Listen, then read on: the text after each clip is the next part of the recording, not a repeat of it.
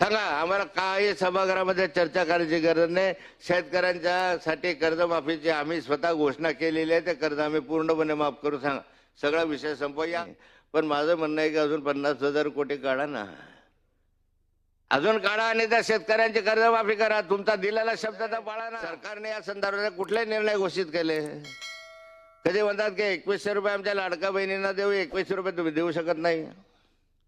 कधी कर्जमाफीची घोषणा ज्या मतदानाच्या वेळेस केली, आता म्हणता कर्जमाफीचे शब्द सुद्धा काढायला तयार नाही. अध्यक्ष महोदय, मला माहित आहे की तुमच्या तिजोरीमध्ये खळखळाट आहे. तुमच्या तिजोरीमध्ये पैसे आता पगार जायला सुद्धा उरणार नाही अशी स्थिती तुमच्या तिजोरीत आहे.